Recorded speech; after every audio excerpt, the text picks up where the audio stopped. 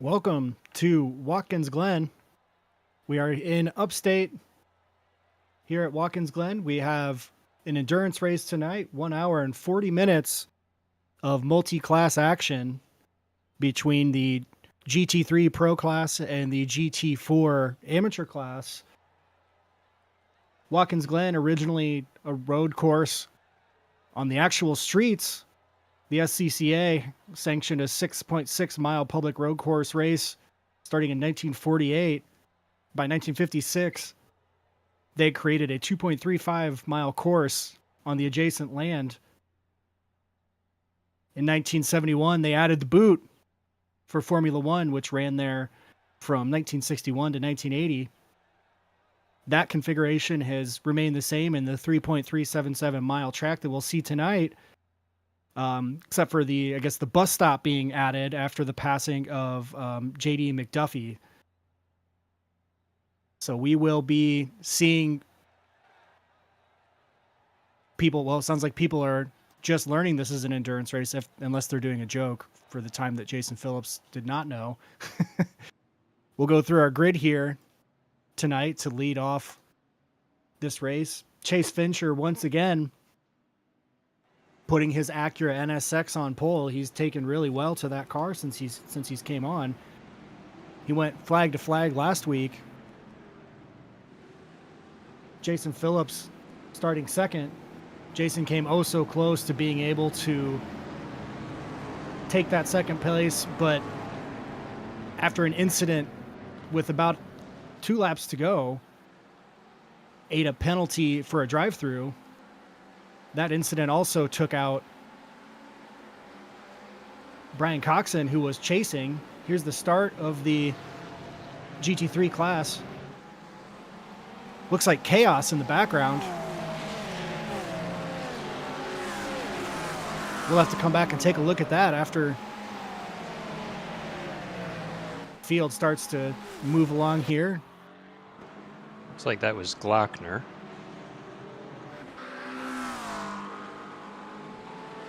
GT4 is having a much smoother time coming through. Looks like Zach Alexander got a pretty good jump.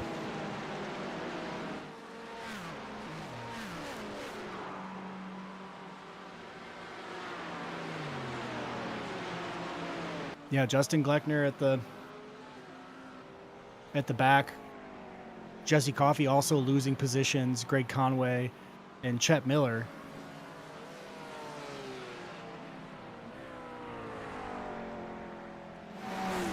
I'm joined tonight by Travis Rowe. Travis, welcome to the stream. Shame you're not running the race, but we're glad to have you. How are you doing tonight? I'm doing well. Appreciate you guys having me, making some space. Yeah, it's a little unfortunate to miss its first 2 races, but very, very happy to be able to join you in the booth tonight. Yeah, I'm grateful to have you. We are, of course, James J on the mend will be back soon from his sabbatical, back and taking control of the helm. But I am more than happy to have you along and grateful that you're here. It is 1 hour and 40 minutes, and I don't know if I can talk for that long. Well, I'll do my best to keep you company. I'm no James, but I'll do my best. So what's your familiarity with Watkins Glen? It's a pretty common track. It's a mainstay staple of American racing. I mean, from no matter what discipline of racing you're into, I mean, I guess other than sprint cars, you know, I mean, F1, IMSA, IndyCar, NASCAR, Trans Am, IROC ran a couple of years at this track. NASCAR has been here for a while. So this is a track that you're going to run no matter what discipline you're in if you're into driving cars. What's your familiarity with this track, and sort of where do you see these guys making and losing time? So I've got a little bit of experience with Watkins Glen. I, to be honest, don't have a whole lot of time here, as it's not a track that I'm 100% comfortable with, but we have run the LMP2 and a bunch of IMSA series here. We did the 6 hours. Jesse and myself actually did the 6 hours last year, and did think we placed in the top 5 for that race. I would expect the bus stop's always quite a difficult corner, Right. especially when you get people who want to get a little bit of a run and decide to make it too wide. Really got to trust the person next to you when you do that. Yeah, as a GT3, what are you thinking coming up to the bus stop with maybe some GT4 traffic?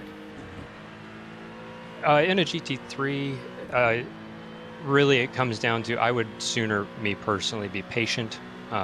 If I am fully alongside them, I'll go ahead and send it, but I try not to catch anybody out with late dives into that area. It's such a high speed corner that and set of corners that you can really ruin a couple people's races there if you're not careful.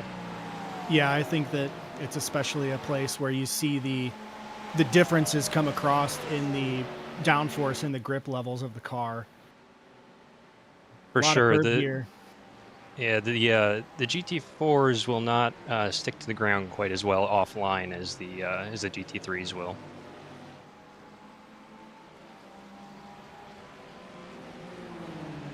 Strange seeing an orange NSX and it's not Jason Wahlberg.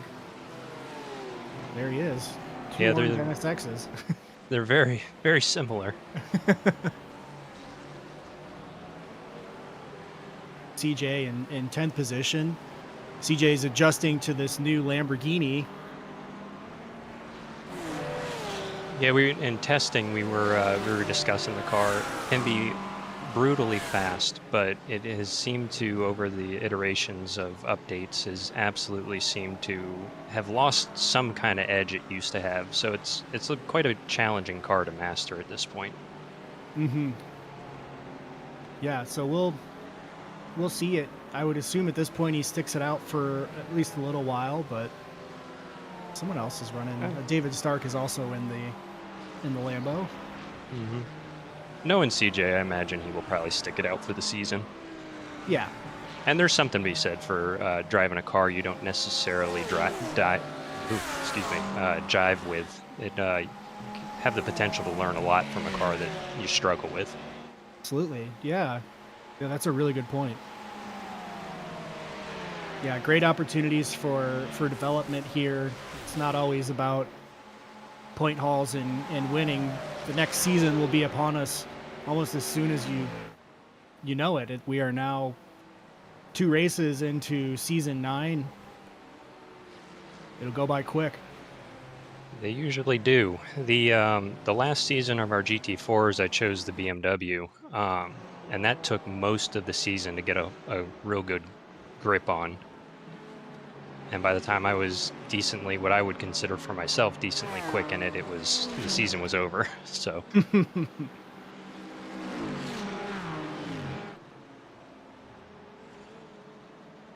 Yeah, it can definitely change a lot. We've seen, there's some, looks like the leaders there in GT4 had a dust up. Both Zach Alexander and Kyle Ryan now slow in the middle of the GT4 field.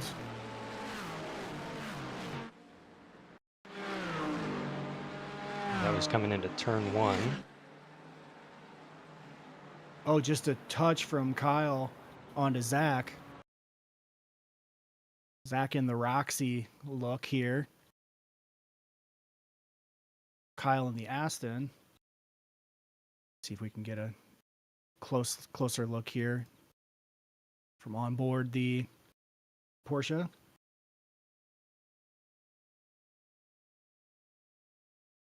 Kyle trying to get deep, trying to get that run out. Both of them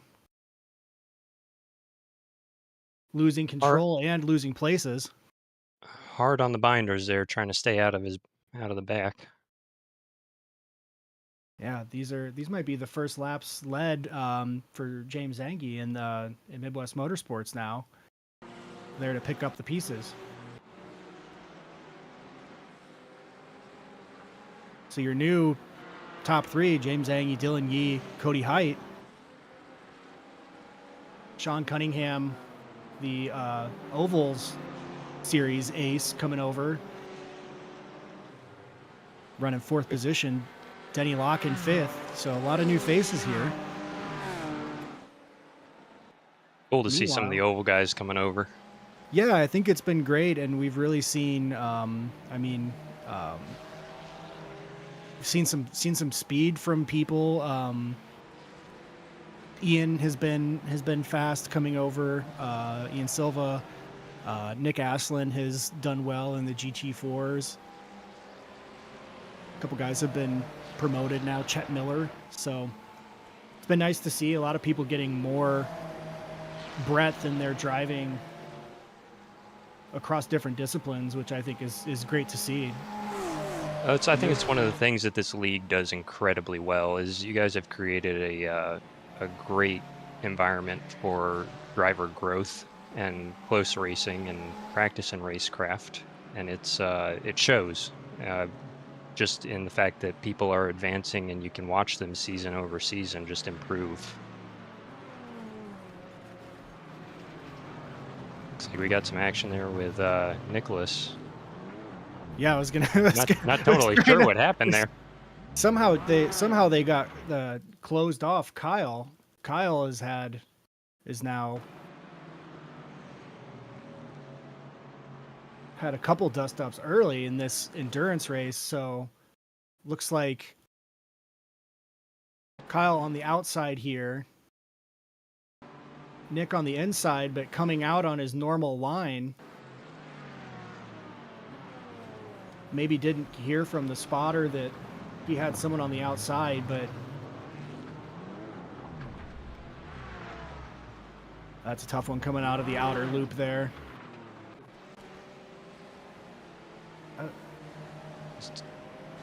Unfortunate. Kyle's been tied up twice now.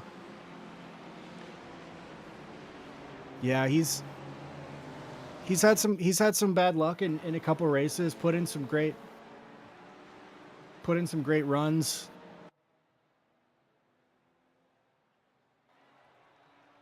Not sure says he's in the pits now. I'm not sure if he's still in there or not. It's like Cody Height is in the pits as well. Yeah, let's see. A couple people past Cody, Sean Cunningham. So let's see here if we can get a look at what happened from looking at Sean. Had a couple back and forth passes. Might have a hard time getting this to pull up here, so apologies if it does not.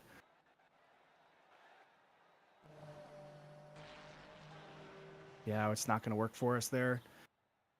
So not entirely sure. A couple passes between Sean and Cody, and then it looks like maybe Cody had an incident. It looks like on the last corner, Cody and Sean got together, put Cody off into the wall. Sean went inside on the last corner. A little wide for James.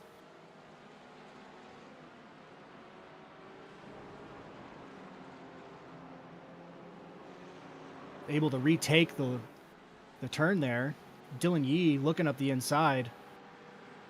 A little fast to make a move here, but set up well to go into the 90, turn 1.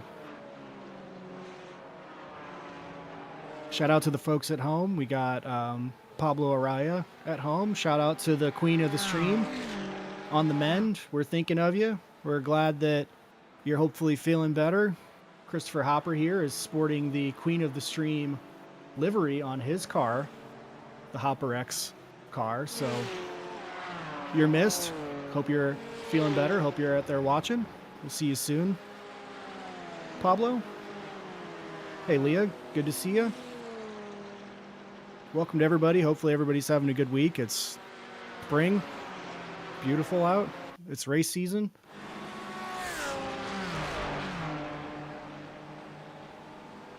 If you had incidents in the first 10 minutes of this race, don't worry. There's an hour and a half left for better or worse. Plenty of time for all sorts of stuff. Never know what's going to happen. So with the changes in fuel load and to the GT3s, How has the pit strategy changed for you between the GT3 and the GT4? You don't need as much tire. Most of the 1 hour races are one stops for the GT4, but the GT3's two, sometimes three stops. How has that changed for you as a driver in these endurance races?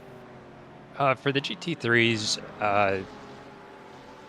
usually we're like you said, we're fine in between 2 and 3 stops. I think most of my races last season were 2 stoppers, with one exception.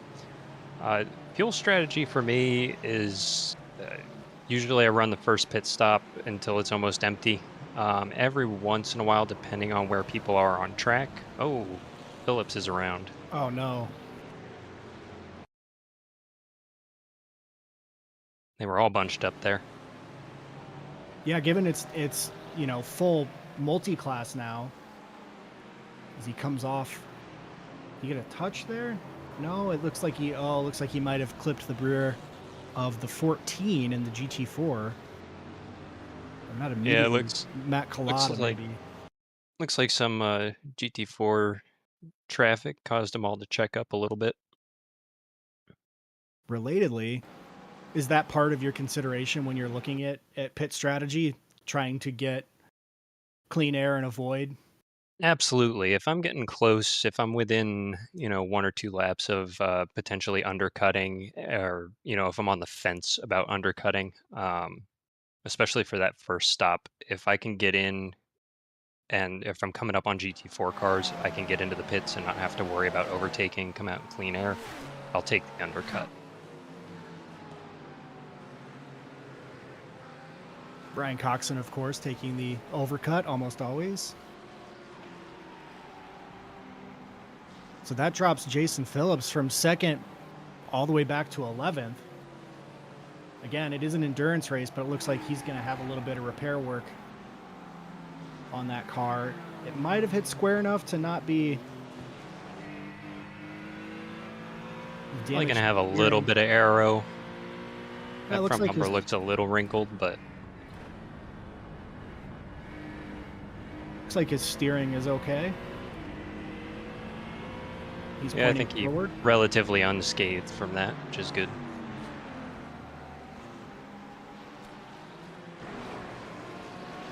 Francis Faustino in the seat tonight. That'll make Justin Thaler happy. Francis is actually one of the first guys that I met when I joined the league. I actually found, well, I think one of the first videos I saw of your league was with Francis driving. Yeah, Francis, notorious for his back and forth with his crew chief Jim Yep. on his streams.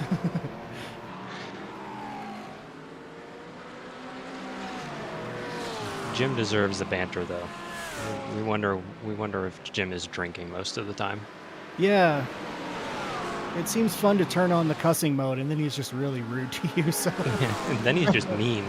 yeah, I don't. Yeah, I'm not sure I love it. It's like I'm upside down. Make sure I'm okay first. Splitting the GT4s here are Francis and Keegan. Francis really taking some curb there. It's a nice thing about that Porsche is the bump compliance is pretty nice. Don't have to worry too much about curbs upsetting the car. Yeah, it's an interesting dynamic here in these just in GT cars in general. We saw it in the GT4s, especially the ability of the AMG, for instance, in the BMW to eat curbs very hard, where the McLaren is super sensitive on them. And it seems to translate into the GT3s as well. Having some test sessions prior to the season start in the McLaren was considering the compliance over curbs. You really couldn't put a whole lot of car over a curb on that without Right. losing control. I ended up, we'll be running the BMW when the computer's back up and running. So you'll see me in a BMW for the remainder of the season. Yeah, it seems like a car that people like. Seems to run pretty well. I know that there's differentiation between the fixed setup high downforce that we typically run here and the open setups that people like.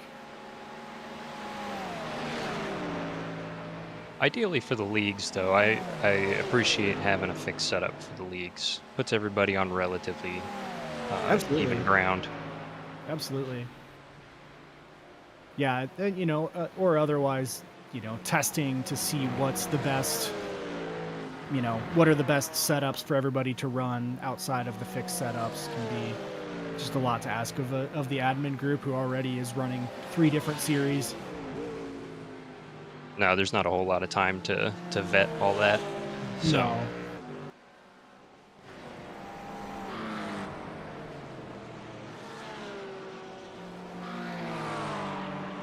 But everybody's able to adjust. Most of the same pains are shared by everyone, especially as we come to the wet weather races. yeah, for sure. And being locked to one car for the season does a couple of things. I think that's really beneficial. One, you learn your car and you learn where it's good and where it's not. And you might have a weekend where you're on, the car's great, handles the track well, the setup works well, it's a good combination. But the next week it might not. So Yeah. Yeah, absolutely. Yeah, the balance of power definitely favors some cars at certain circuits. I think the BMWs at Mount Panorama, for instance. oh, the BMWs at Mount Panorama were crazy fast for some reason. Kevin Bridges on the hunt here in 11th position in the amateur division. Kevin's been putting in some work. We're I'm sure at this point the what Apex Racing team has started to confuse your stream with all the similar paint jobs, but uh, Kevin's been on board for a little while now, just recently into iRacing and sim racing in general, and Mhm. his progress has been impressive over the last few months. Yeah, a lot Finally of. got him a set of load cells.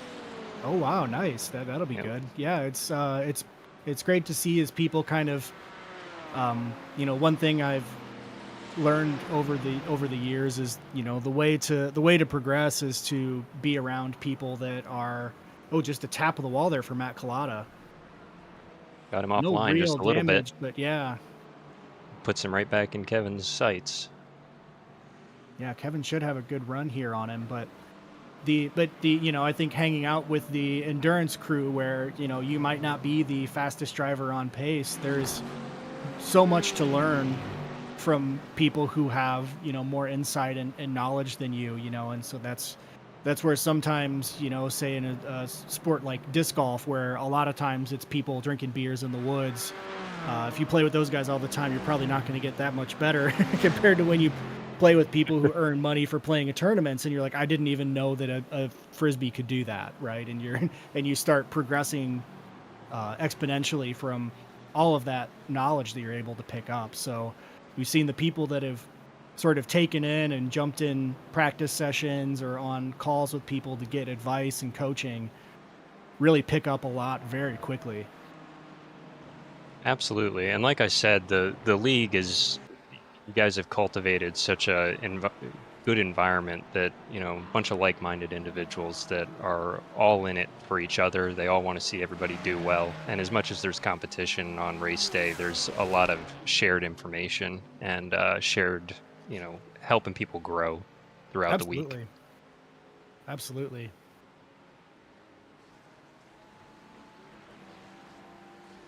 Pit cycles for the GT3s underway. Johan DeRoy, Michael Odell, Steve Hansel, David Stark, Keegan Bahari, Chet Miller. I believe that Jason Phillips stop might. No, I think he took his actual stop here on lap. Yeah, yeah. Looks like he did take his normal stop on lap 12. Francis in as well. So we'll see how long Chase Fincher runs. Oh, one extra lap. Hmm.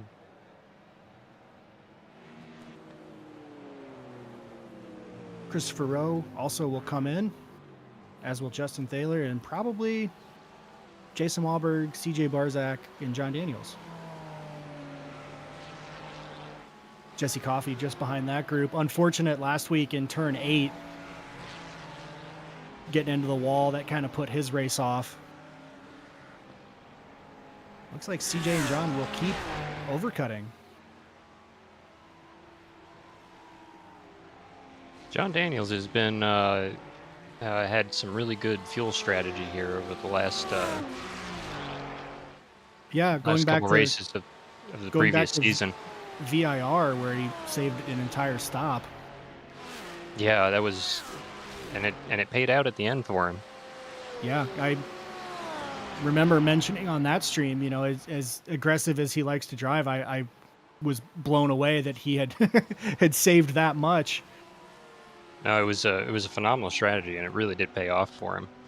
Yeah, it can be significant. As I mean, right now, looking at pit lane times, going to cost you about 50 seconds to come through pit lane. So if you can eliminate an entire stop, right? Yeah, when we're looking at, let's see, the best lap here, 144.7.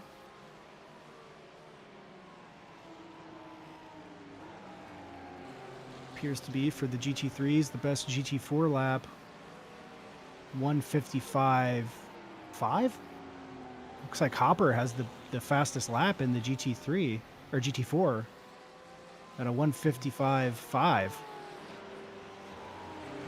So we got some speed from Hopper here, powered by the queen of the stream, apparently.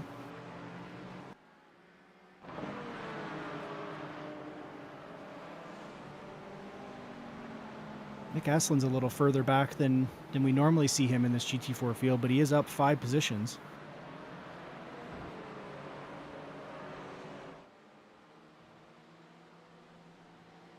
And they buttoned Kyle Ryan's car back up, but he's down 17 spots from where he started in second. Super unfortunate. I know he was looking forward to this weekend. Yeah, to this race. Yeah, I wish it was the weekend. Yeah, this you and I both. this the GT Road Series weekend.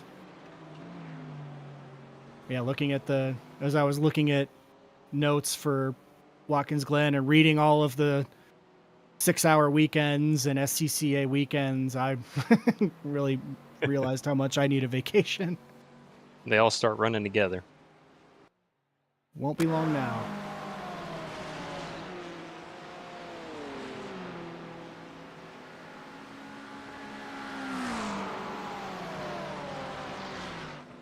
So after the pit 9 cycle, spots. Oh, my apologies. Yeah, no, go ahead. No, go ahead. Yeah, Keegan up 9, David Stark up 11. 11 spots. I think the biggest mover last week at Road America was Max Bauer at 9 positions. Cody Height moving up 10 positions in GT4. Keith Hurlbut's up 10 positions now in the GT4 class, but that is with a handful of cars having hit the pit lane.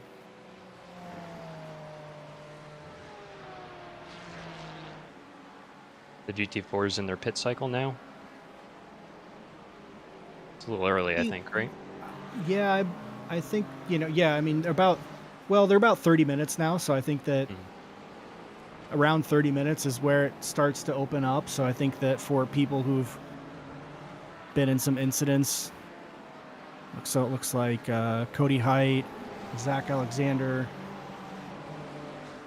I know a couple of the cars here. I'm not sure. Taylor Montague was in for 1 minute and 6 seconds. So that looks like a normal stop. Zach and Taylor both about 1 minute and 6 seconds. 2 minutes and 2 seconds for Kyle with some repairs. 2 minutes for Dan Gish, I assume also for some repairs.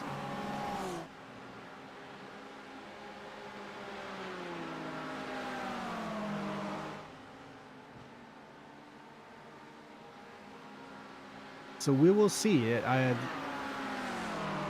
The cars that have been in some incidents, so they Nothing might have like an been unscheduled stop to change up your right. fuel strategy. Yeah, there's nothing like spending 3 hours practicing to see how long it'll take to burn fuel.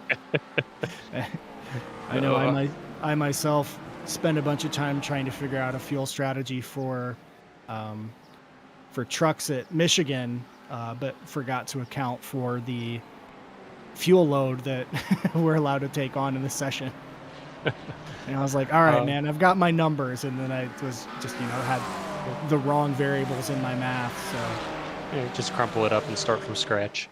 yeah, it's fine. I was one lap short. Yeah, that's that's about on par with starting your race with quali load.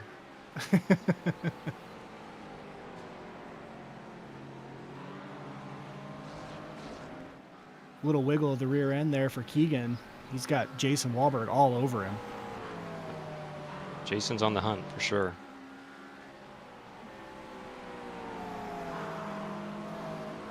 Having raced side by side with Keegan, clean racer, you're definitely gonna Yeah. he will battle you, but it'll be fair. Yeah, we have not seen him in big dust ups.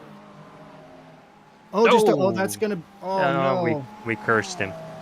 Yeah, I'm not sure if the tires might be overheated. He did stop on lap 12. Now on lap 16, so those tires should have come up to temp. But the way that it was getting loose almost looked like they were overheating and was just losing grip, or maybe didn't take tires. I'm not sure. Not sure if he didn't take Was it? tires, it could have just been, you know, worn tires on and trying to push. It looks like Jason a was 50-second stop. So should have been the s- the tires. the quickest stop is David Stark at a 42. So I assume that's the difference in taking versus not taking.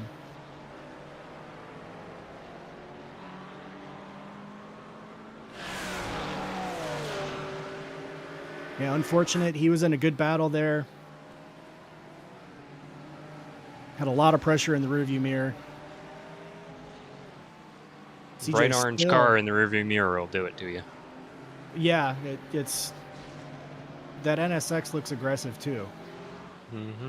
Looks like a wasp or some sort of angry creature. Angry traffic cone. Meanwhile, Michael Odell chases Johan DeRoy. Michael with some more action in the Spec Ford at VIR a couple weeks ago.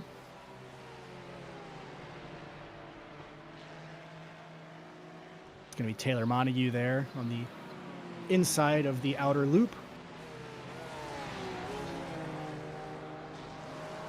I was trying to make it down to VIR while he was there, and unfortunately, with work and everything, it just didn't work out that way. But Yeah, definitely want to makes the going to the SCCA events more fun when you have some folks there to cheer on and see run. It's a good time at the track anyhow. definitely, I actually got to meet John Daniels at VIR last Yeah, August. fellow Virginian. Mhm. Uh, yes, He- he's either Virginia or North Carolina, and I'm sorry, John, if I'm totally spacing on that, but I'm pretty sure he's in Virginia. I believe so.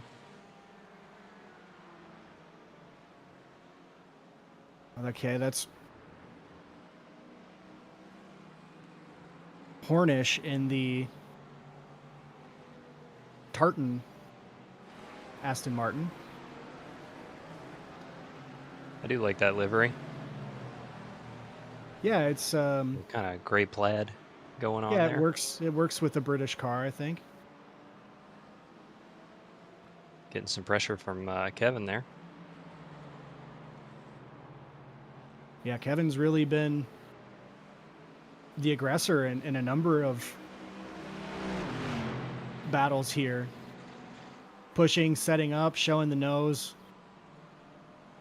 Brian Sarton there just down the straight.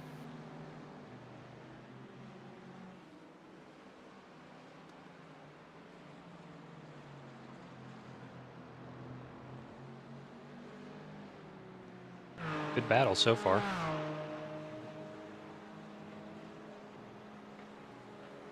And CJ coming in. Yeah, he made it all the way. That is a pretty significant overcut. Well, yep. Or is this his second? This is his second stop. His second stop.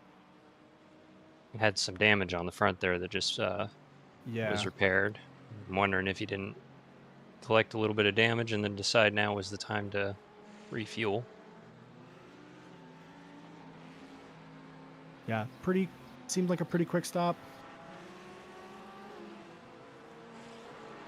Lots of GT4 action.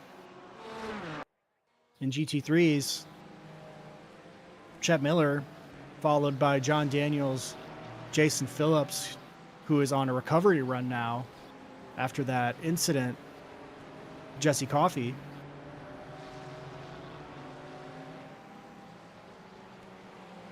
Chet always has the Sweetwater on the side of his Acura and on his McLaren in the GT4. I'm not sure if he talks to his Sweetwater rep daily. If you don't know, when you buy music equipment from Sweetwater, your rep will actually call you and tell you when it's shipped, and then also just call you all the time to to ask if you like your guitar pedal or whatever it is, which is either endearing or frustrating depending on your personality. Yep. Little column A, little column B. Yeah, it's nice that somebody wants to talk to you, you know? Yep. But the last time I bought a guitar from him, if he didn't send me 36 pictures of it from his cell phone, I don't know what he did. So it's a nice touch. A little old world. Yeah, it's a little bit of a lost art form.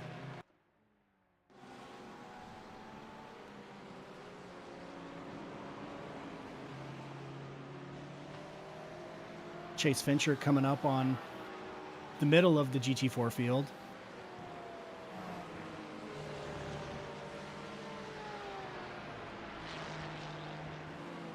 Johan is within a couple seconds now. Yeah, he's not out of it. I think he's gaining a little bit of time too. Last lap was about a second quicker, but we know that Fincher ran into some traffic. So yeah, and traffic plays a huge role in this. A 2-second gap can go away in a heartbeat if you catch somebody at inopportune times. Yeah, with this being just over a 3-mile course with about 1 minute and 40 seconds of lap, you're not going to have a lot of time out of traffic before collecting back in.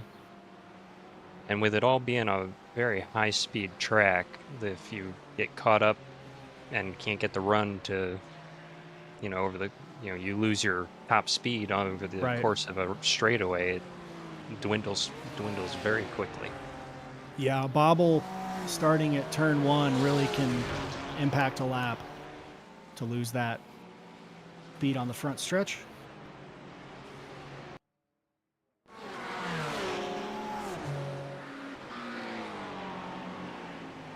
Multi-class action through the S's here.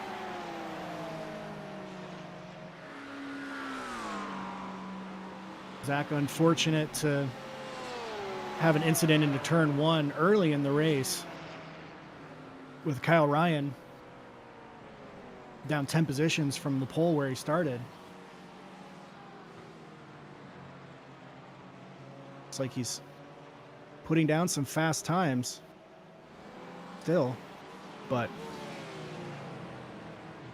I know he'll be frustrated with that incident with Kyle. Unfortunately, just a racing incident, but still frustrating when you're on the receiving end of something out of your control.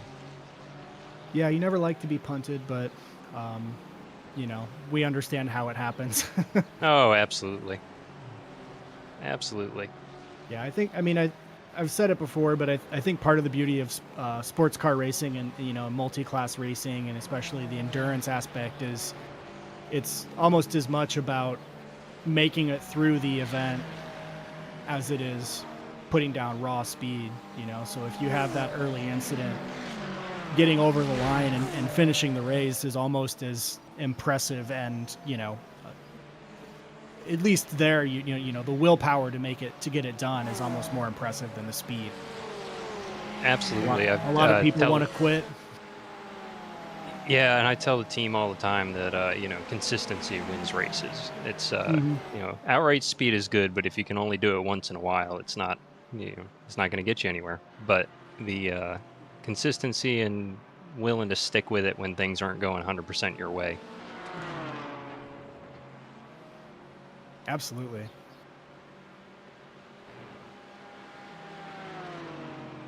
Yeah, points accumulate across a number of factors here. Zach will get some decent points from putting that car on pole.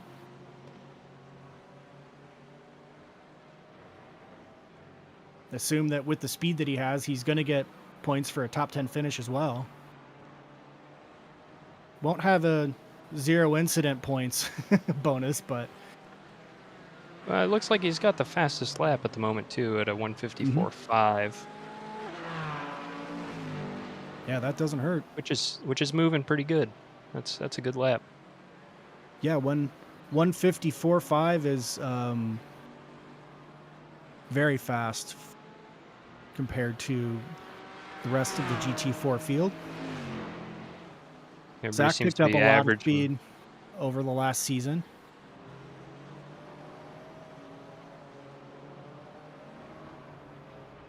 Yeah, about 155s.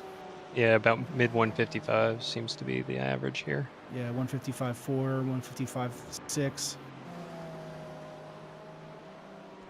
Getting under 155 is super fast.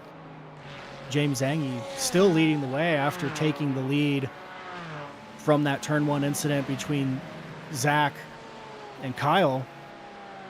The only other GT4 under 155, a 155.9 essentially. So Zach almost 4/10 faster.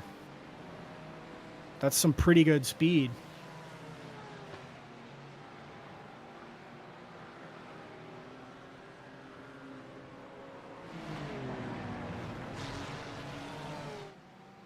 Couple cars going through the marbles. You see the marbles kicking up there.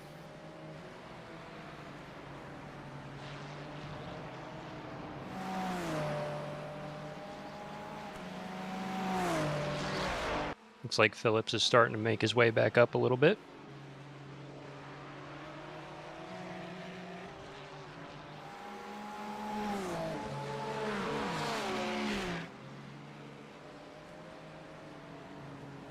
Back Yeah, up to we know 7th. we know Jason's fast. He is also consistent.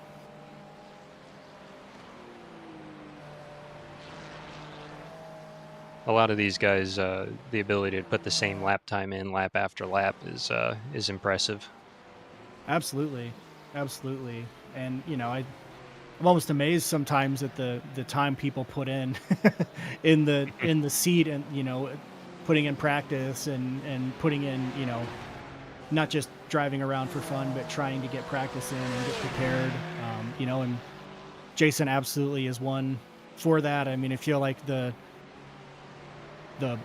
boon of practice sessions, I feel like Jason kind of really started the run on that about a year ago or so, putting practice sessions up for everybody, and then everybody else started throwing up sessions around his sessions to get practices going. So it's been great to see.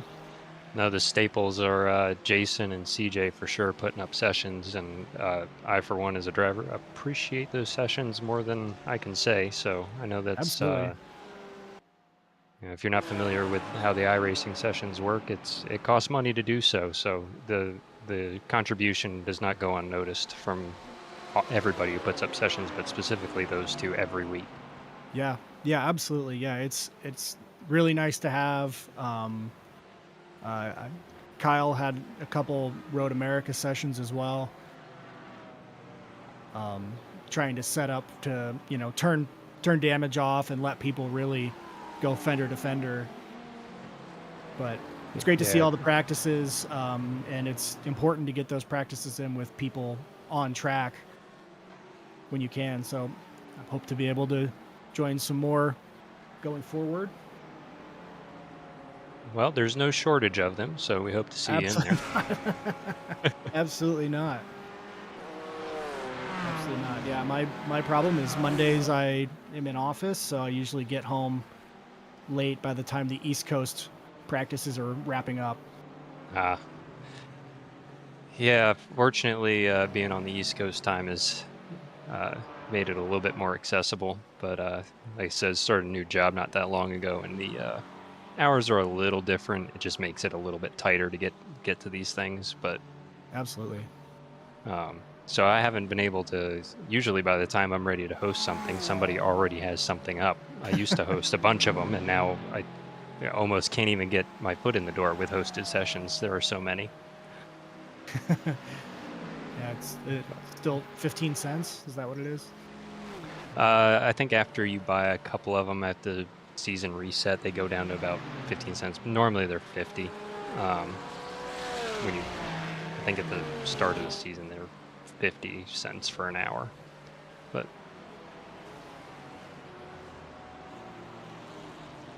Good usually value the if you make guys, use of it.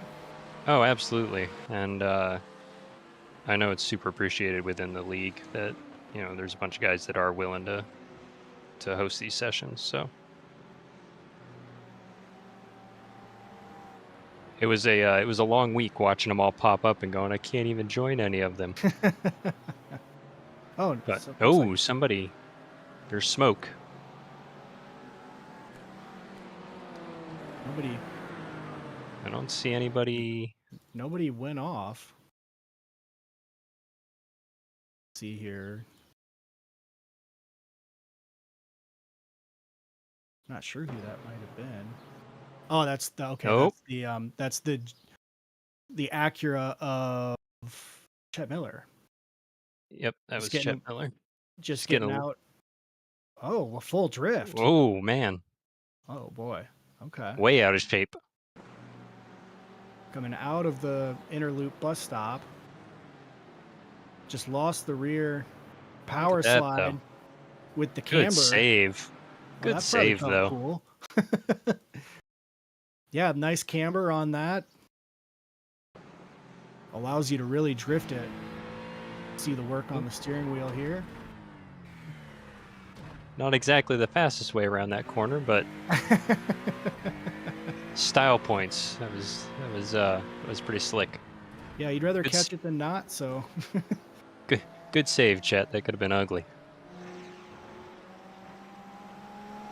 yeah, it might be a little more fun in a non-fixed setup where you can turn the TC off and really let it eat on that turn. Here's CJ behind Ian Bakaitis. Ian's second race in the GT3 class. Good to see him advance. I think he deserved the seat in GT3 for sure. Yeah, really was really consistent. Had a lot of speed. I feel like was one of the people in the GT4 series who just sort of seemed to, have an incident come at the most inopportune time. For sure. Sticking with the BMW.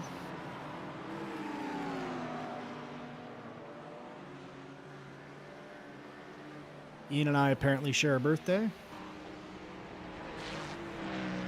That looked like CJ got out of shape there.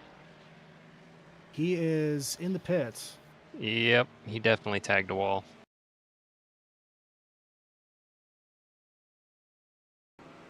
Yeah, coming out of that The toe, maybe? yeah, coming out of the no, not the toe, coming out of the Oh, yep, just got yep, the grass there and got in the inside wall.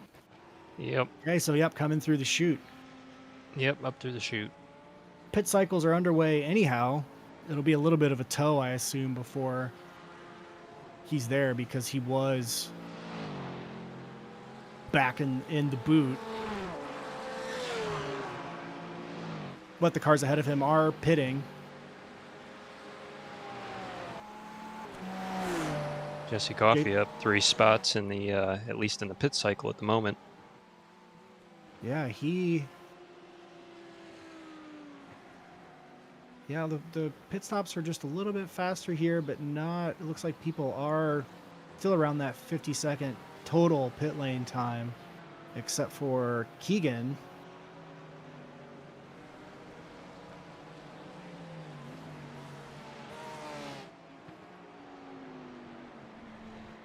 David Stark up 9 positions still.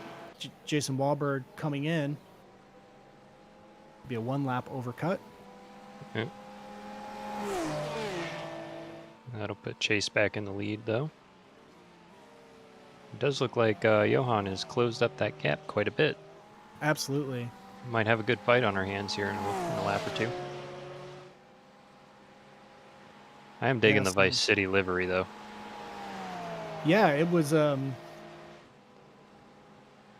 didn't expect it from Chase, but I suppose it makes a lot of sense after the continuing run of Jeff Goldblum on the side of the car. Chase is a constant comedian in Discord, so he is on point with the memes. Yeah, a colorful car for a colorful guy. Johan is all business behind him. Definitely more serious paint back there. I can tell you, if you want custom hats, Chase is your guy to go to. Yeah, those look really great. I know he made some for the What Apex race team. He did. Those PVC patches look really awesome. I've got a Midwest Motorsports trucker hat with a leather patch on it that Chase did. It's exceptional work. Yep. Phenomenal work, very high quality stuff. We were very pleased.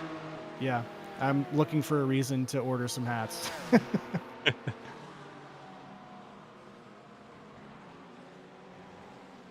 Well, if you want a What Apex Racing hat, I'm sure he's still got a couple. Actually, I know he's got a couple of patches.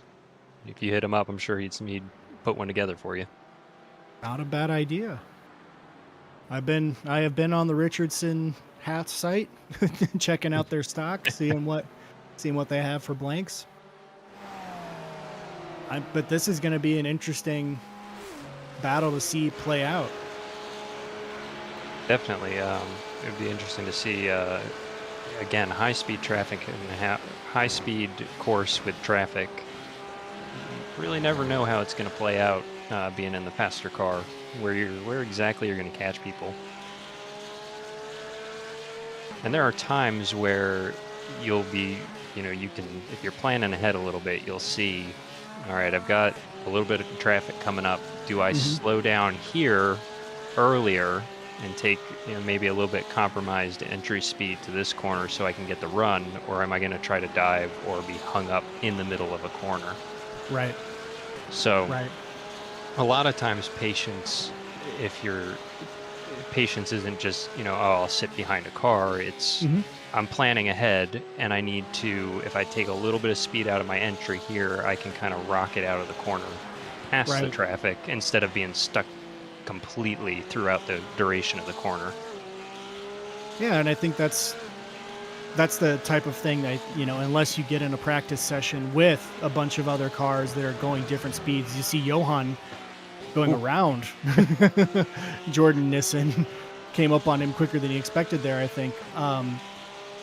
But as you're not going to be racing the preferred line. So going on YouTube and looking up the hot lap line isn't going to help you when you're navigating traffic for the majority of this race. Or if you're in the GT4, you know what the line is, but it's just as focused at making sure you're leaving room and being safe. So there's a lot to the driving that requires some improvisation.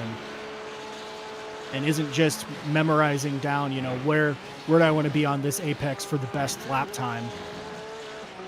It's a constant dance of trying to figure out where the traction is, and if I'm going to be offline in this corner, you know, are the marbles built up? You know, Hmm. how are my tires? If how hard can I corner from the outside, as we see Johan right now? You know, all that changes lap to lap. It's almost like racing in the rain, where you have to be offline, and there's a whole different line for running in the rain. Right. Right. Yeah, just now, I mean, that people I think have been getting on the outside of the curb there coming down through the chute. So there's a mix of marble and gravel and dirt right there. So we saw Jason Phillips get sideways coming down through there. There's quite a bit of debris in that section. And with the new update, the debris actually does make quite a difference. If you come through a corner and see a lot of it on track, it's likely going to give you a hard time. Yeah, it's a tax on the graphics, but it's important now.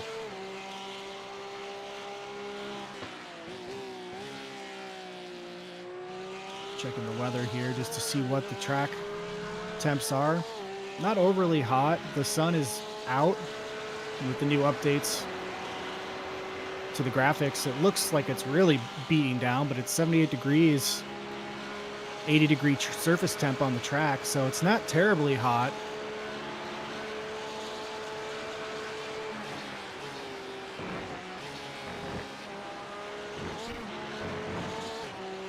Comparable times across the top three in GT3 in Sector 1.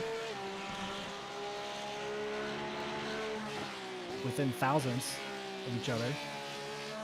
Sector 2 as well. Looks like John Daniels is on the move here. Up to P11.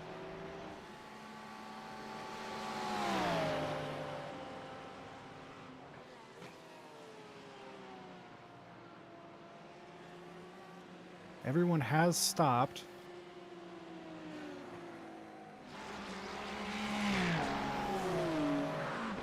John has a little bit up the road to Justin Gleckner.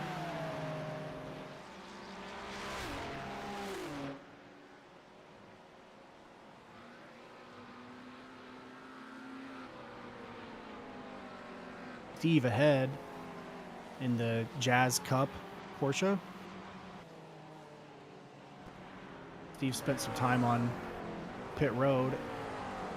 Looks like he's been in 4 times.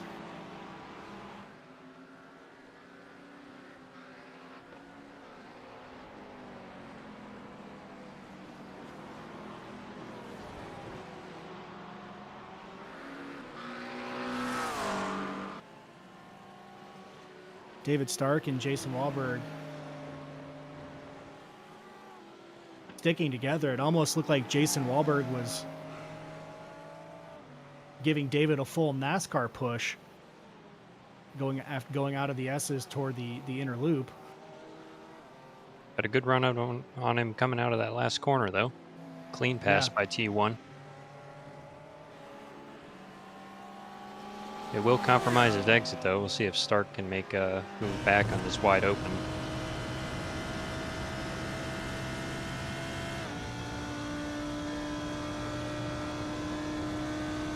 Like he's got a slipstream. He does. Dangerous place to try to pass, but if you trust the guy next to you, it's a good spot to do it.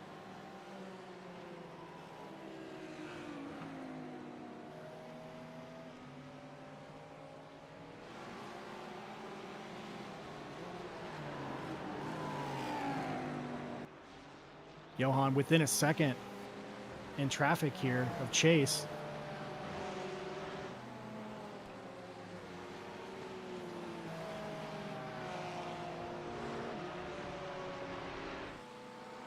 He's definitely staying in touch, and like we said, you know, traffic will, it's unpredictable as it is, you never know. He's still absolutely in touch for battling it out. Yeah, they won't be clean for a little bit. Looks like 18 through 14 heading down through the inner loop now. So they'll be upon them pretty soon here. There's not a lot of clean track to be had.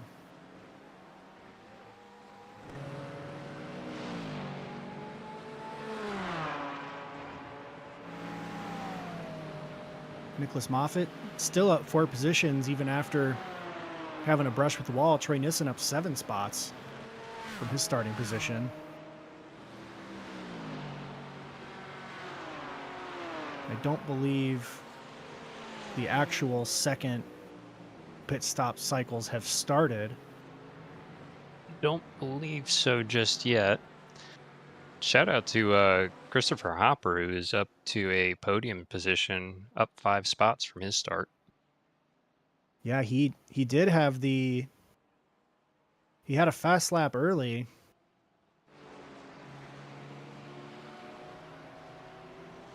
It's like now 155.4 for his best lap.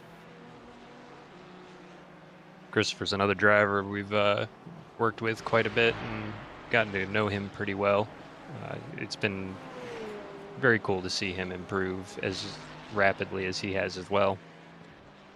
Yeah, great guy to be able to get to know, and know he's a treasured member of the league, and you know, someone who's done a lot of cool stuff across a number of different For categories, albums and books and what have you. Man's got quite the resume. Yeah, we appreciate the time that he spends here, bringing a smile to our faces. You can always count on that. Good people.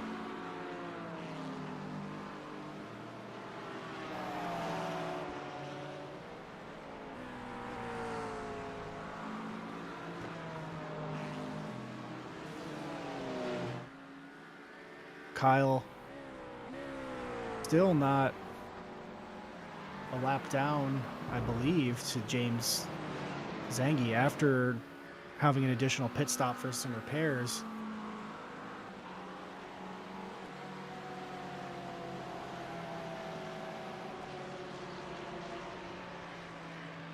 Come the leaders. This is where that gap goes away from P1 to P2. Yeah, very quickly.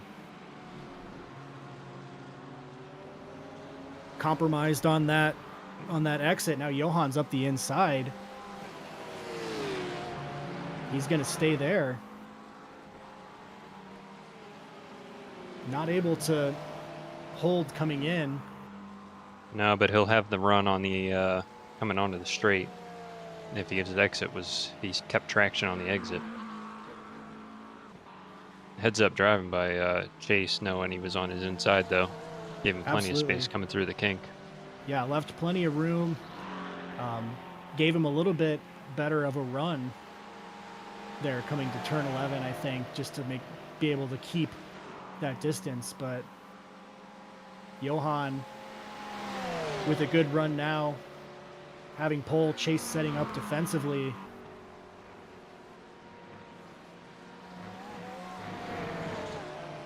Gets through the bus stop clean. Little tap of the brakes to make sure that car sets. There's 37 minutes to go. Pending chaos, this battle will continue.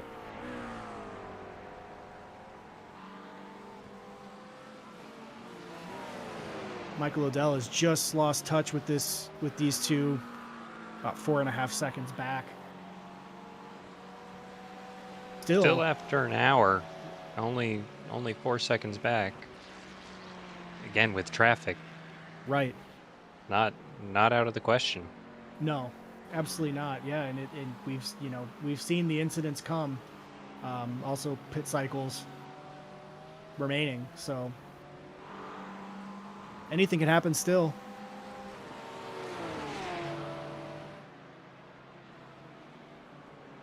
Sean Cunningham has now made his way up right on to James Angie, who has GT4 traffic of his own to navigate.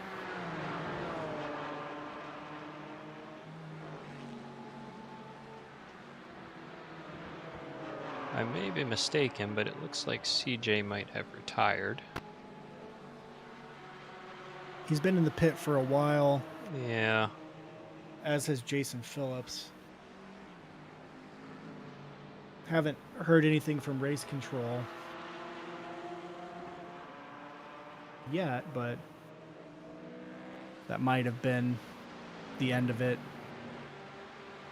I'm not able to pull his car up last time I tried, so.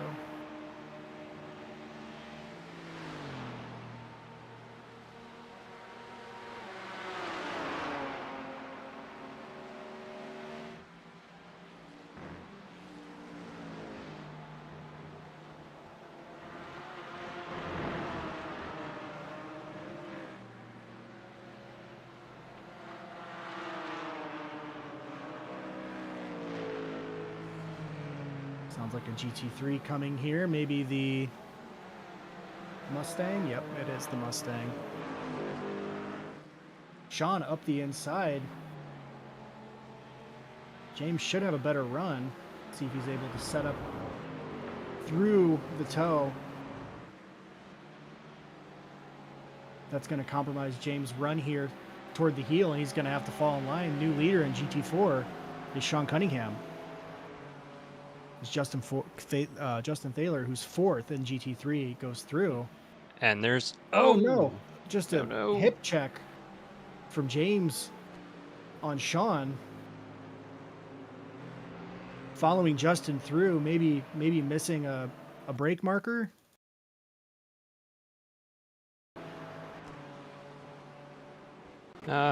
Looks like Sean was trying to capitalize a little bit on the gap made by Thaler.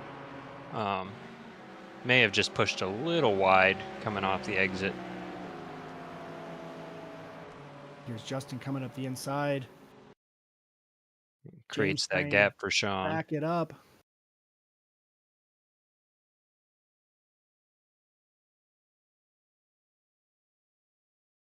It's like just some understeer push, maybe. Yep. Looks like he was trying to capitalize on the space made by that by Thaler. Just pushed a little wide. And that battle will continue. It will. That's the chaos of multi-class racing sometimes. Absolutely. And it looks like it's going to continue right now.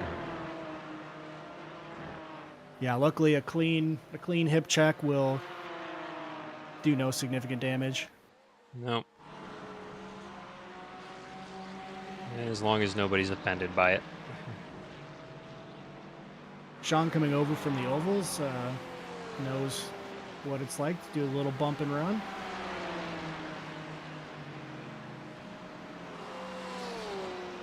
John Daniels in ninth. Made quick work of the traffic there. Johan went ahead and took the stop. So Johan the first, other than it looks like Keegan Bahari, Ian Bakaitis also pitting. So early stops now. Chase Fincher, Michael Liddell still out. Justin Thaler still out. Christopher Rowe, no relation. That was funny when I saw him join into the league. And we've battled it out a couple of times now. But clean driver, I enjoy racing with him. Yeah, has been fast, has been competitive, enjoyed some good battles. Justin Thaler going to come in and pit. Looks like the Mustang is enjoying Watkins Glen. Not much of a surprise, I don't think. So that'll give Chase some breathing room, but he still has some traffic. See if pitting got Johan clean air. Johan has the leaders in GT4 ahead of him and then clean road. So the undercut may have given him some nice clean track to run. So we'll have to see how Chase and Johann's times compare. Be interesting to know if he took tires too. Fresh tires and open track is a powerful combination. See, it looks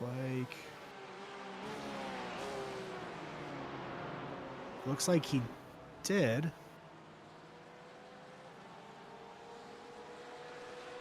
Michael Liddell coming in,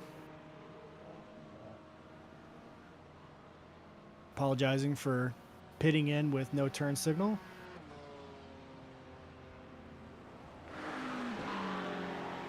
So Chase continues the overcut.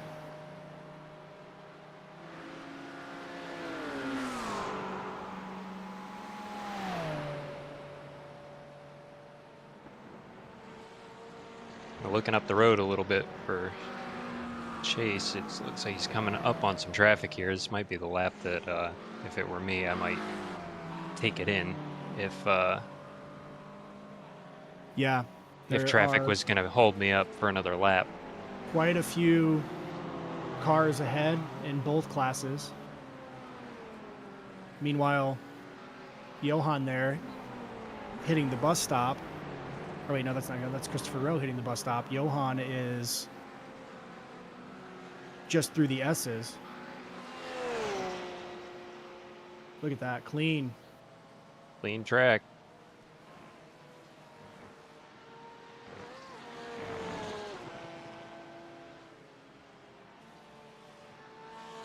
So he's going to be busting out times.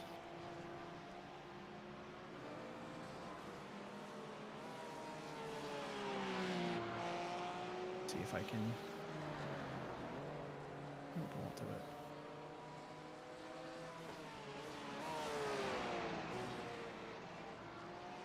Try and see if I can compare the sectors here to where we can see what Chase is doing. There we go. Chase is in the pits now.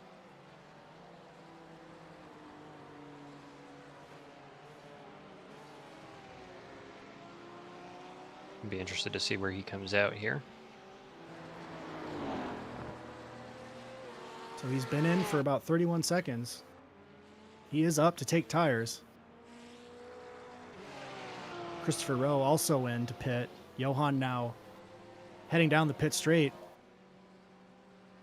Chase's car is down, waiting on fuel. Here comes Johann going into turn one. That'll be the lead change. Can make it 3 wide and 2. My word. Chase getting up to speed quick. Quick. He's trying to hang on to it. It's quite the battle coming out of the pits there. He will have the inside if he on can cold hold tires, it. though. Right. See if he can hold it. He'll try. Yep, there's those cold tires coming in, though. Valiant effort. Best thing he can do now is focus on keeping close, and then once those tires kick in, we'll be back on for a battle for P1. Yeah, we've got a 30-minute sprint left to the finish.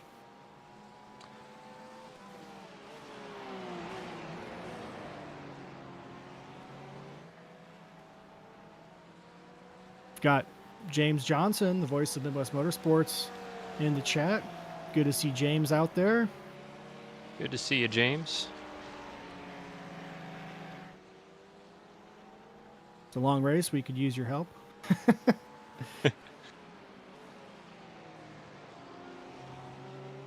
James says that Sean Cunningham has done well in the Oval Series at the Glen in the stock cars. So I think that's something that's very interesting, having run in the truck series, having run Brands Hatch in a truck. That is quite an experience of trying to keep that car on the track within the limits and not backwards. There is definitely an art form to keeping those cars facing the right direction on road courses. But And another great layer, you know, when you're thinking about cross discipline learning, as James Zangy will come into pit, Sean Cunningham continues on. Looks like after this, James will come out pretty deep in traffic potentially. But having that power from those cars, all the horsepower, the lack of traction control, the bad braking, you really learn a lot, I think, about, you know, being smooth with those inputs, being patient to get back on power. there's definitely a skill set that will transfer over. It gives you and there's something to be said for the cross discipline, and you'll learn something from every car. Um, but having a high horsepower, no traction control, just trying to keep it underneath you will teach you how to make a car that does have the assists very effective. Yeah, everybody wants to run without him. Chase getting Until they nice have to and run close. without them. Exactly right. Yeah. They slow you down until you're on the wall. Hmm. Chase carrying speed to try to set up here.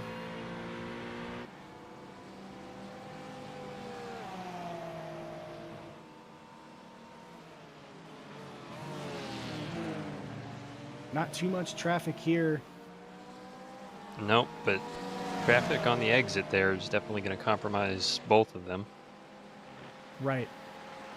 I think that with 25 minutes to go, traffic will absolutely play a factor in the battles here in GT3. Chase with a great drive here, all the way up Yeah. on that bumper. He's not going to be able to get the inside here, but he has a ton of speed. Johan, nice defensive driving on his part.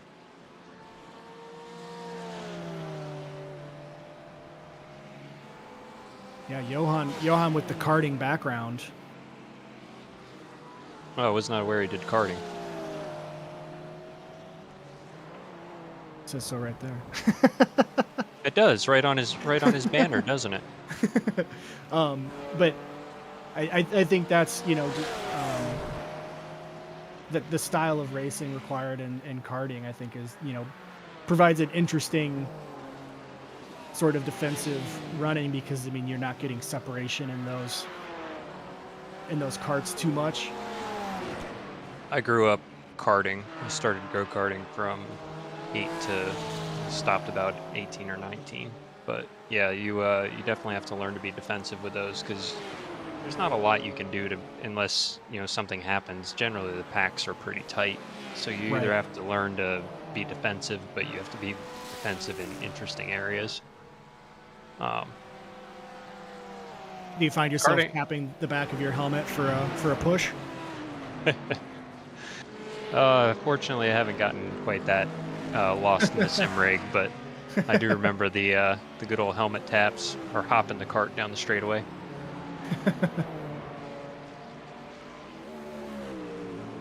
Initially, I was looking at sim racing to kind of scratch the itch from you know, not racing an actual cart or car, and I thought, you know, could either I was looking at going into doing some like B spec or spec Miatas or Hmm. something, and got the sim rig just to kind of scratch the itch, and it made it worse. I Yeah.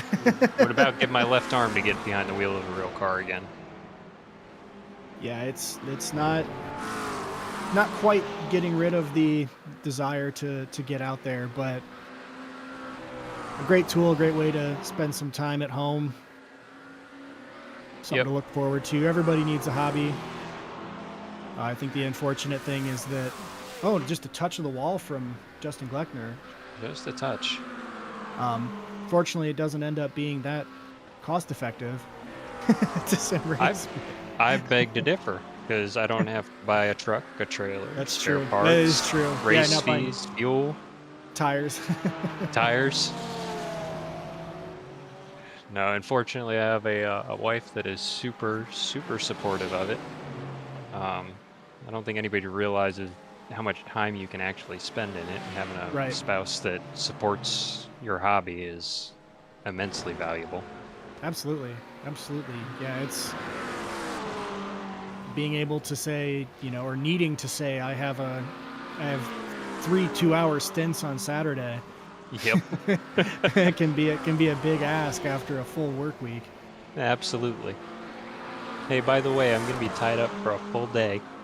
We're we're racing pretend cars, Yeah, and but it's not only important. am I promise it's important. the times that I'm not driving, I have to be there to spot as well. So, Yeah.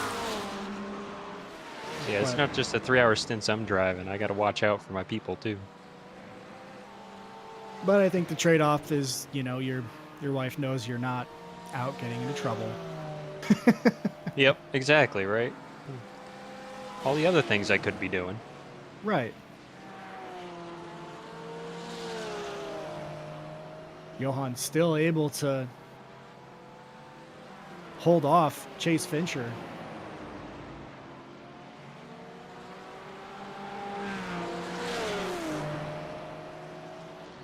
James Zangy still back into the lead of the GT4 after Sean Cunningham's pit. Holding his line there. Chase having to wait a little bit to get around. Yeah, that's just catching traffic in a bad spot. As a GT4, you are supposed to be holding your line. Yep. Absolutely. Nothing wrong on his end, just unfortunate to hang Chase up. Yeah, bad timing for Chase more than anything. Michael O'Dell, it looks like, is about 4/10 closer than he was, so he's maintained that gap to Chase Well, with Fincher. a little under 20 minutes to go, 4 seconds is still not. Again, 20 minutes is 20 minutes. Right.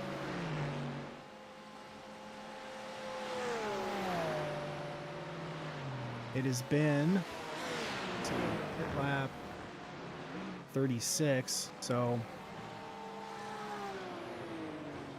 been about 8 laps since these guys have pit.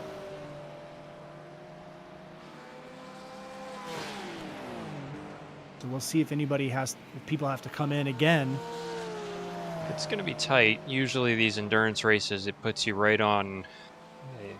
You do a little bit of fuel saving, you can get away with it. But I've found the last couple endurances that we've done with this fuel load setup, it's been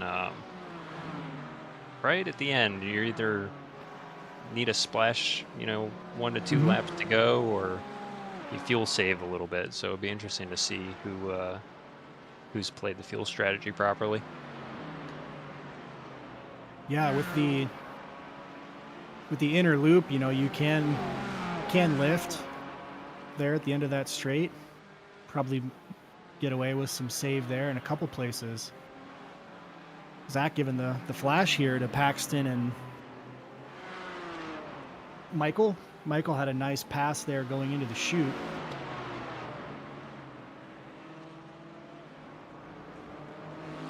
Zach is now back up into third place. So nice recovery. Zach was on pole and leading. Again, we said early, he was very fast in this class. So not surprised to see him work his way back up. It's been a great recovery drive. That's the one benefit of having a very early incident. You do have the rest of the race. Yeah, I think Kyle was unfortunate to have a second incident there that required some repairs, wasn't able to try to charge back up in the same way. A great run here. We've got Rick Bundren up 6 positions. Dylan Ye and his first race here with us, as far as I'm aware, in 5th. Nicholas Moffitt up 8. Yeah. Nicholas Moffitt in 6th. Troy Nissen in 7th, up 8 and 9 positions respectively. They've got 17 more minutes to avoid Chris Hopper. Looks like he's kept his car pretty clean today. Yep. Clean and consistent.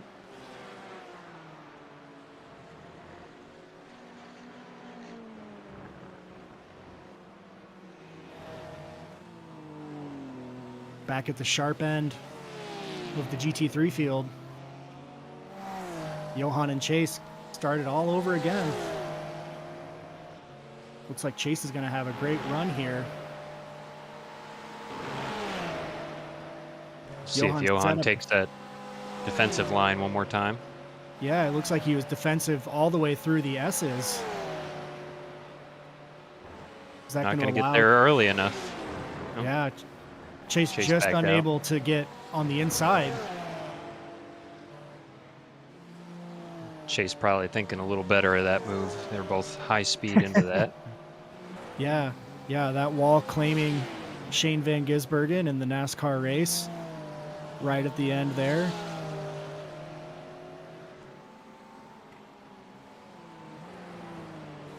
I think right now, Johan's been driving defensively for a pretty significant amount of time. So Chase may be seeing if he can position his car to where Johan has to keep compromising those lines. I'm interested to know how close they are on fuel as well, because it could be that Johan is also running defensive lines and saving fuel. Mm-hmm. That's a good thought. Chase pitted 3 laps later than Johan. So it's entirely possible that Chase is good 100% to the end, and Johan might be fuel saving a little bit. We did see Johan run out of fuel last season with all of 2 turns to finish, so Johan can be aggressive on fuel strategy.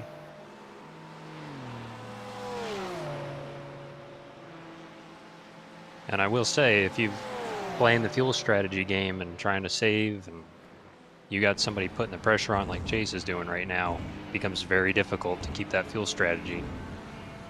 Absolutely. Yeah. Everybody has a great strategy until there's somebody in your rearview mirror.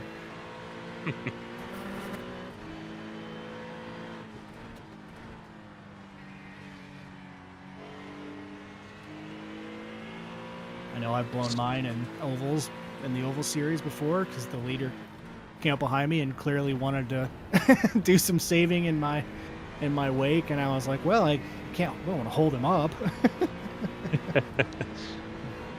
I think we've all blown the fuel strategy at one point or another. I know I've done it in this league. Was it at track was that last season?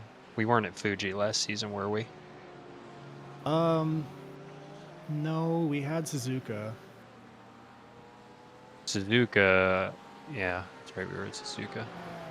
I'm trying to remember what track it was. I absolutely blew my fuel strategy. Ended up having to stop with like 2 laps to go. Johan gonna dip in. Yep. I was wondering with that, with how early he came in, if he would make it on fuel or not.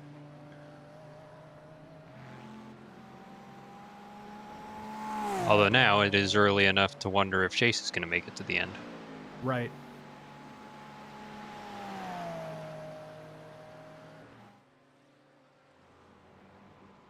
Yeah, we will see how quickly Johan's able to get back out. It doesn't look... I mean, I assume he's not taking tires here. I would assume not with, because this is absolutely going to be a partial fuel load. I'm wondering if there isn't another stop on the GT3s. I'm assuming there is at this point. So Johan and Michael Odell have stopped 4 times. Keegan Bahari and Jason Geyer have stopped 4 times. David Stark taking his 4th stop. Francis as well. So you assume that Chase hasn't been doing a lot of saving while chasing, but he's also been staying in Johan's draft. So A Johan little now bit makes a behind. difference. Right, absolutely. Johan now behind Christopher Rowe. Christopher up 4 spots in a second. Yeah, he has only stopped 3 times. So he'll have one more, but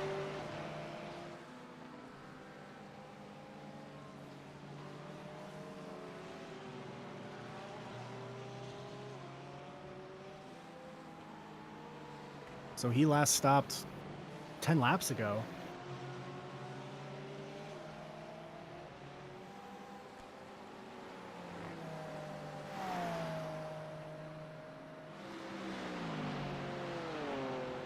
Chase continuing on.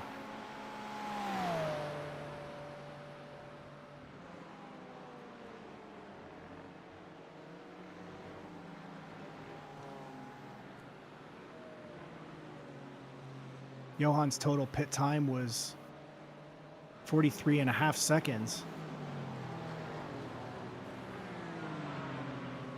Chase currently 36 seconds up the road. So he'd really need to be putting in some, if he has to stop again, really needs to be putting in some hot overcut laps, and he's right here in traffic. definitely not ideal for what he needs at the moment.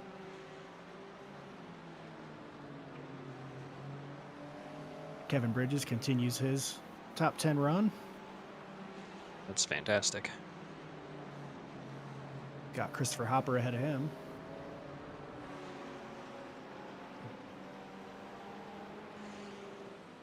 Evan up 4 positions. Both him and Christopher kept a clean race.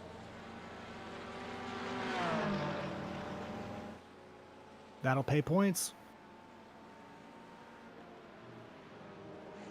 No incidents. Bonus points for a driver.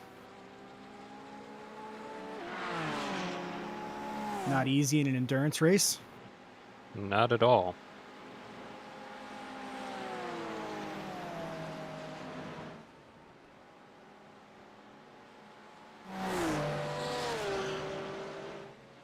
Jason Wahlberg's got Jesse Coffey on him now. Just behind your GT4 leader.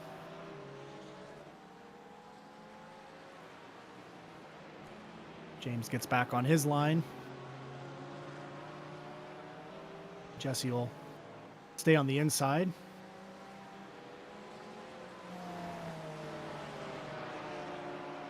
Lost a little bit of time there behind GT4 traffic, but Yeah, 8 minutes to go. Only 1 second back.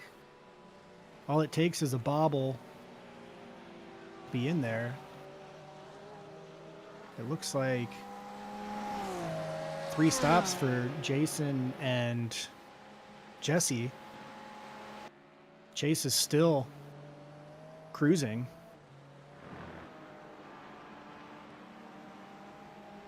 Johan stopping 3 laps ago almost. See if Chase comes in now. Looks like he's going to continue going. So we'll see if he has 8 minutes of fuel left. that would be impressive. I would agree.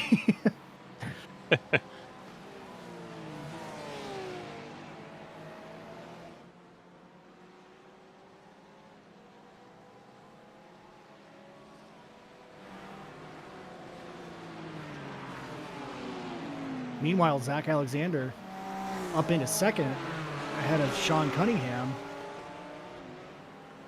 Heavy GT3 traffic working through these two. Incredible comeback drive, though, from Zach. Yeah, absolutely. Yeah, I think Zach is definitely someone who we've seen have a lot of speed. And it looks like today was going to be the day that he might be able to go flag to flag. Has had great speed all day, even after being in that early incident. He is about 4.5 seconds back from James Zangy. Probably not going to be able to close that up. Is, however, still, so his last lap was a 154.7. James Zangy's last lap a 156.45, so almost a 156.5. So now he's almost 2 seconds a lap faster. So maybe not. It's, I mean, anything's possible at this point. Yeah, they should. If he keeps be those at lap least- times up, they're gonna have a battle for both divisions P1.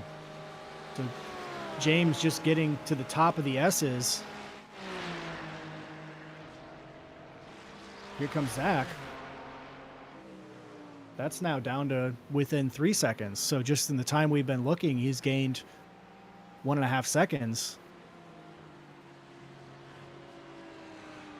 That would be an incredible race for him to be able to come back from losing the lead in that turn one incident to taking the win. That would be one to write home about. That is a fantastic drive. That would be a fun first race interview. Definitely.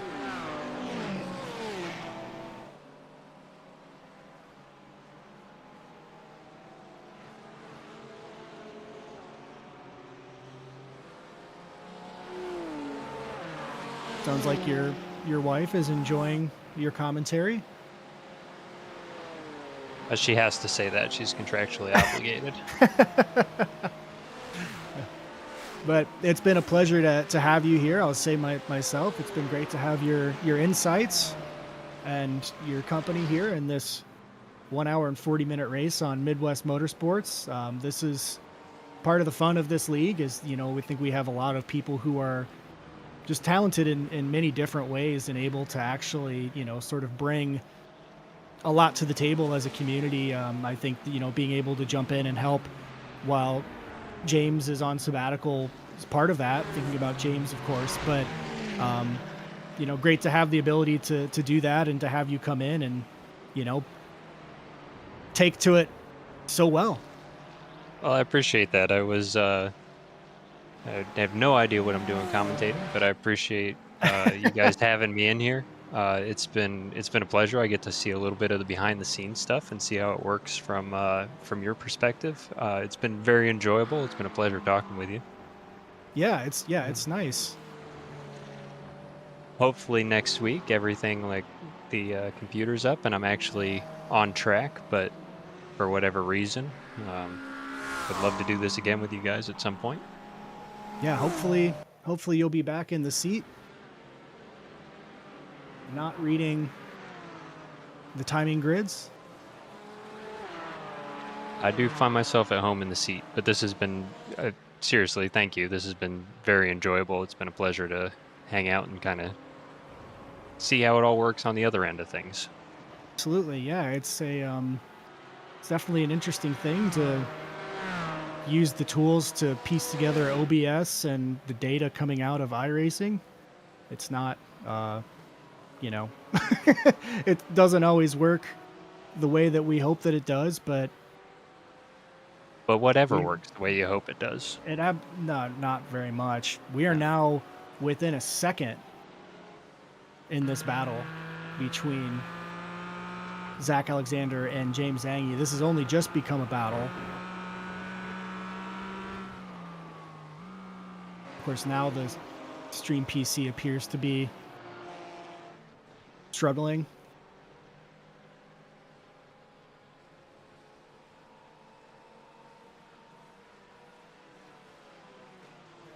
Travis, or not Travis, you're Travis. See, there you go. Jesse Coffey in the What Apex Porsche coming through.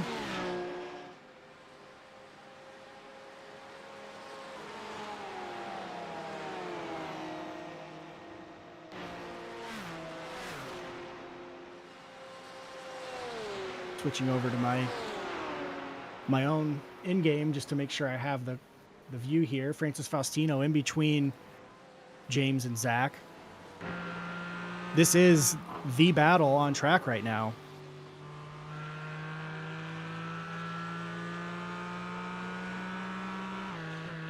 Zach Alexander chasing James Zangy.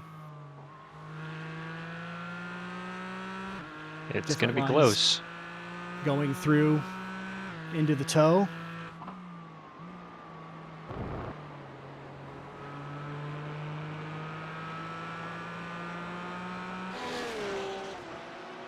Either way, great drive from both of these guys.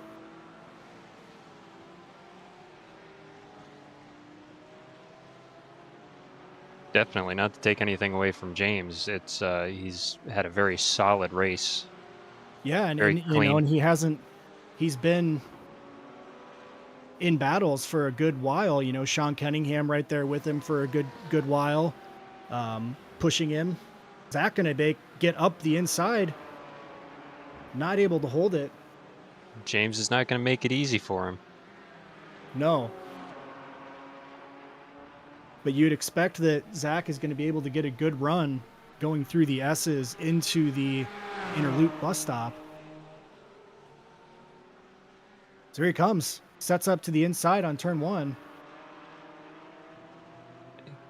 Can't quite James going make to it have better stick, though. speed.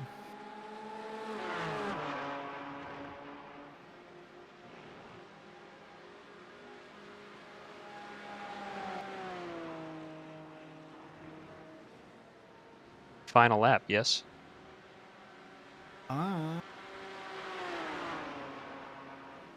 Believe so. So here's Chase Fincher just coming through. So I believe Chase should be on his final lap. So He should be. should be 1 to Oh, go for these guys, I believe. Oh no, James no. offline. That'll let Zach through. He just got wide in the outer loop. Just succumbing to the pressure a little bit. Got just a little wide here.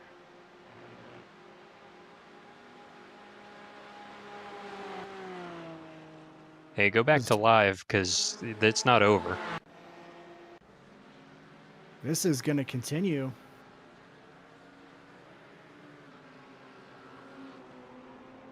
Oh, man. Just a touch as Just a James touch. tried to stay right on Zach. Zach able to survive that one.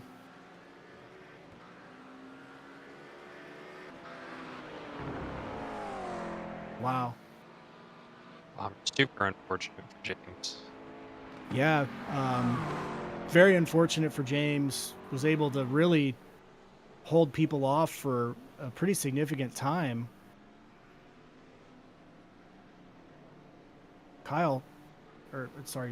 Zach slowing up. Is Chase gonna make it? And there's Chase Fincher to take the win. And Zach backing up his finish to save himself a lap.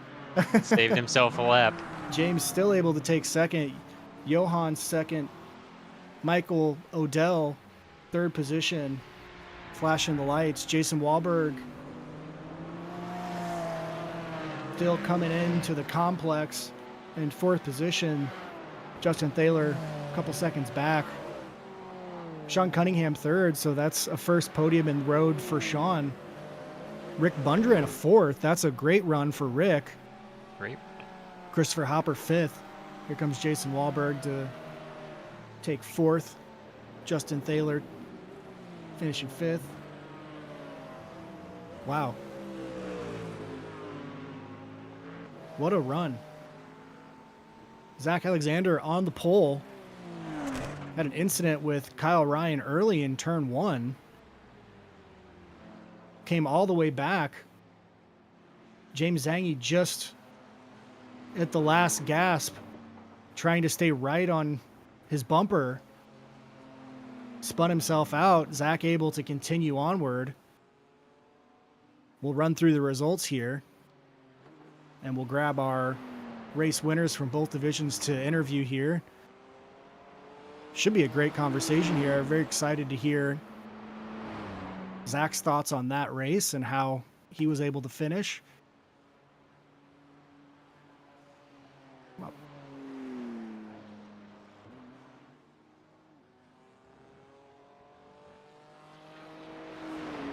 Just a moment here. For some reason, the results aren't pulling up.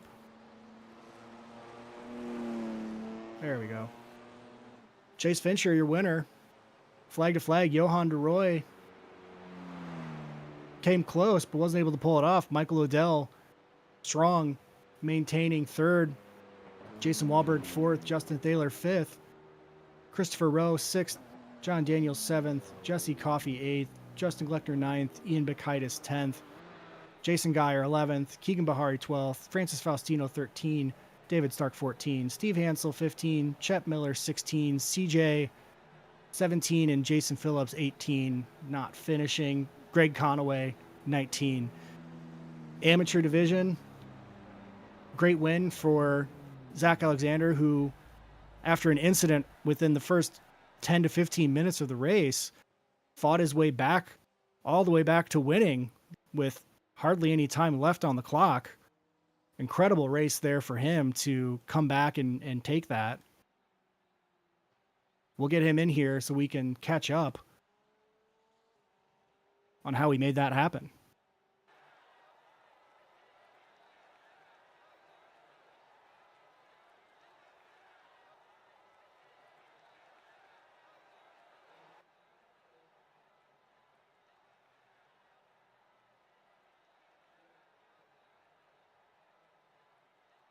And we should have Zach with us now. Zach, you got me?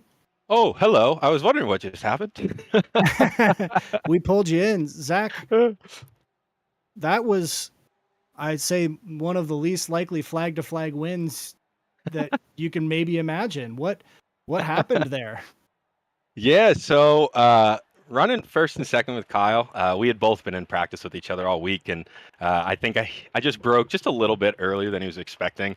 He kind of touched the rear, and it spun me as I went. Just all part of racing. I forgot to tell him, and then going into T1 again, I was not expecting someone to pinch up to the left side, so kind of panicked going in, caught the curb. I think he might have touched me. I didn't go back and watch it, but it was super, super close. Ended up spinning again, and just put my head down and raced, man. Had some fun. Yeah, great race there. I've got Travis with me here in the booth. We watched as you, toward the end, it looked like it might not be enough time, but you were putting down almost 2 seconds a lap faster towards the end. Really ticking that time off. What were you thinking as you were watching that delta come down? Yeah, so I guess during my second stint after I had to pit for repairs, I noticed I was catching pretty quickly to the top four. I think when I went into the pit, I had caught up maybe 13 seconds in a handful of laps, and I knew I had a shot. So as soon as I went in and pit, I knew that I had to really push the 5 or so laps before they went into pits. Mm-hmm. And I think when he came out, he was like 17 seconds ahead. So I knew at that point, looking at the times, that I was roughly 1 to 2 seconds quicker per lap. Hopefully not, pending any disastrous self-inflicted wounds. Mm-hmm. So I just had to push, and it came down to it really close at the end there. I noticed I was running out of fuel. I had no idea what I was gonna do, and I saw Chase coming up. I'm like, I need to play something smart here. I was like, I really gotta figure it out, and thankfully he was close enough for me to be able to pull it out. But it was a close one for sure. I haven't raced with him before, but James really pushed me for the money, and Yeah. it was a phenomenal race. And I feel real bad with my fuel saving at the end. He ended up getting caught out and kissed my rear, and it spun him out. So I feel real bad there. But it was a nice hard race through to the end. Everybody was respectful, given space. So shout out to everybody in the race. Yeah, what a great run from James. Still able to take second there. James and Sean. I mean, Sean was all over James for a good while. James had most of that race in a defensive posture with somebody else on his. So once the roles were flipped, it was Yeah, there. I noticed it. He was defensive the whole race, and once I started putting pressure, I could tell he was getting a little squirrely. So I knew I had to take the chance. It's exactly what happened to me on my second wreck. It was me getting squirrely as I noticed someone that I wasn't expecting there, and it all happens. It's part of racing, and I knew I had to take a jump. So it was close, but it was probably the most fun I've had all season, and last of race 2. So yeah, it was a great one. Absolutely. Well, now we have Chase Fincher with us, the other flag to flag winner of this race here, What an ending. right? Oh man, that was great. Yeah, and yeah, luckily your quick final lap time able to save Zach an additional lap. Chase, how was that race for you? I know that we were wondering if you would be able to make it all the way around, if you had another stop to hit after Johan pitted and you were able to make it all the way on fuel. Yeah, I know Johan had pitted early, I feel, to try to undercut me and get ahead. So I knew he was going to have to pit early the last time, and I would be taking less fuel. So I knew that if I could stay on his bumper when he got in front of me, when it came time for me to pit, I'm taking probably 4 gallons less fuel, and that's enough Mhm. time. We were running such similar times. It was a great battle with Absolutely. him. Yeah. So I knew that I had the opportunity, if traffic played, was nice to me and didn't hold me up. I knew that I'd come out ahead. I didn't realize I'd come out 7 seconds ahead. I'm sure he probably ended up running into traffic. But yeah, when I saw that 7-second barrier, I was like, okay, just bring it home, um, and try to relax a little bit, because that race is an hour and 40 minutes of you cannot let up. Mhm. They were there the entire time, and it was, yeah, I'm sweaty for sure. Yeah, we had 42 cars start today on a course that's 3 miles and some change long. That's almost constant traffic. Johan did in the undercut get into some clean air. Um, and still, after your savings in fuel for that overcut came out right there with him and were able to be right back in that battle. So incredible scenes here. I mean, an hour and 40 minutes in both divisions came down to some close encounters at the end there. Couple retirements. Travis, do you have any thoughts or questions for Chase or Zach, as they're both here now? No questions. Just Zach, phenomenal drive, man. Way to keep your head down and make the most out of a incident in the first 10 minutes or so. Was quite the recovery drive. Very impressive. Oh, thank you, man. Yeah, Yeah. I did luck out there too. I had plenty of open road. I was able to push the full, I don't know, 40 laps or so afterwards. So I got really lucky with spacing. Again, everybody giving space and being respectful gave me the opportunity to continue to push. So, as Chase said, it was literally you could not let up. It was full on race pace the whole time, and if you made a mistake, you noticed it in the distance. So it was a heck of a lot of fun. Good. Well, congratulations on your win, Chase. And were you following Johan for before his last stop? Was it more for fuel saving, or was it trying to get ahead of him and he's just being defensive? No, it was really to measure where his pace was. Because if he was not holding me up, I mean, I would poke my head in out every now and then just to kind of see if I could throw him off guard. It's hard to get Johan to make a mistake. The dude's pretty rock solid. So anything to try to play a mind game to get him off his line, if I could get back ahead, I'd do it. But he was not holding me up. So it was basically just stay in his draft, be able to save a little bit more fuel. So that way, when I do pit, I'm taking less. And that was really all it was. I know when he was behind me, same thing. He was able to go a little bit longer on fuel. I don't know. Everybody else pitted like 1 or 2 laps before I did, and I was not fuel saving to begin with. So I don't know if the Acura is just a little bit cleaner on fuel around here, or if just the way I was driving was allowing a little bit more of fuel saving.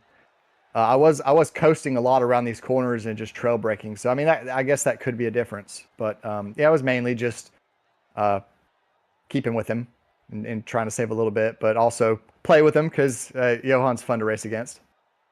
Definitely. Well, it was enjoyable to watch you guys. So. Oh, it's good to hear your voice too, crew chief. Well, we're looking funny. now Well, next week at Road Atlanta. normal 1 hour race. Should be Yeah. exciting. Pretty strong start to the schedule here. Road America, Watkins Glen, Road Atlanta. Yeah. Yeah. Oh, go ahead, Zach. I was just gonna say no. It also happens to be good for me. These are all tracks that I have put some time down in officials in the past, and Sebring coming up after that it is a track that I absolutely love. So it's a strong start. I think nothing is going to keep too many people separated, so they're all going to be close races. They're all tracks that have plenty of passing, but also very tight passing. So I'm super excited. Yeah, I think also these are the track list we have is tracks that everybody knows for the most part. Whether you have driven it or not, you know the track, so your ability to learn it is probably going to be quicker than a track you've never seen the layout before. But Road Atlanta in the league server it's a hot track, so tire management I think might play a pretty big factor. Everybody's fast at Road Atlanta. Everybody knows the track, so I'm interested to see how that one will play out. I know it's going to be close the entire time, so it's really just making sure you're putting your laps together and having no errors. It'll be a good one. We'll be in James J's backyard. Wave to him as we fly by.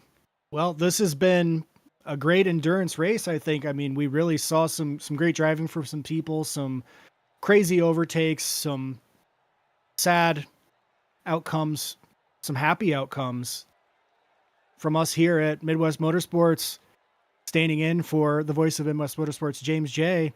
We hope you have a good week. We'll see you soon.